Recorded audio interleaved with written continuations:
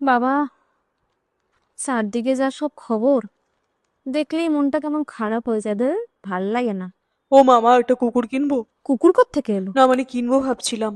ওই রাস্তায় দেখো অনেক ঘুরে বেড়াচ্ছে। একজনকে তুলে নিয়ে এসো, নিয়ে পোষো। জলের দেওয়ার মতো পয়সা না আমার কাছে নেই। কুকুর কিনবে?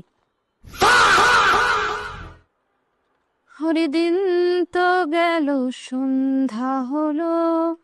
হরিদিন তো গেল, সন্ধ্যা হলো। মা, একটা ল্যাপটপ কিনে দেবে? এই তো কদিন আগে মোবাইল কিনে দেওয়া হলো, এখন আবার ল্যাপটপ? ওসব হবে না বাবু।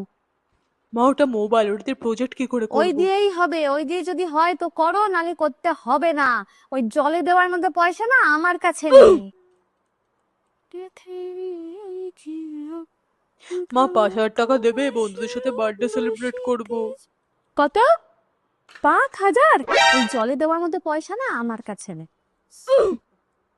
তোর বাবাকে বলছি একটা বড় দেখে কেক এনে দিতে, বিকেলবেলা কাটবি, কেটে বন্ধুদের ডেকে খাওয়াবি। ওতেই হবে। ও মা, জন্মদিনে বিকেলে শুধু কেক খাওয়াবো? কেমন একটা লাগে না? ও মামা। হ্যাঁ, সেটাও তো। না না, শুধু কেক খাওয়ানো একদম ঠিক না। দাঁড়া বাবা, দাঁড়া। তুই একটু দাঁড়া, আমি আসছি। এই না বাবা, এই 7টা টাকা ধর, এই রতনের দোকানে যা। গিয়ে বল একটা গোপালের চানাচুর দেবে। হেব্বি খেতে, যেমন টক তেমন ঝাল, উফ দারুণ বানায়।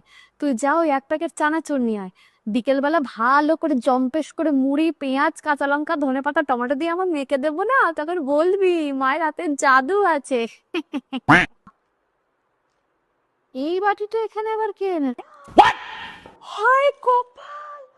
সর্বনাশ হয়ে গেল গো, বাবা শুনছো? সর্বনাশ হয়ে গেল। আরে ও কি হলো কি? ওই দেখো, এই ভোর সন্ধ্যেবেলা করে কাঁদছো কেন? আমার টাকাগুলো জলে ভিজিয়ে কি করেছে দেখো। ওই মুখ পোড়া ছেলে, তুই আমার টাকাগুলোকে নিয়ে গিয়ে ওই জলের মধ্যে ভিজেছিস? কেন মা? তুমি তো বলছিলে জলে দেওয়ার মতো টাকা নাকি তোমার কাছে নেই। ওই তো এক্ষুনি টাকা ছিল, আমি নিয়ে এলাম আর জলে ভেজেও দিলাম, তোমার সিম্পল। সিম্পল না, আমি বর করছি 14 গোষ্ঠী আমরা উদ্ধার করে দেবো।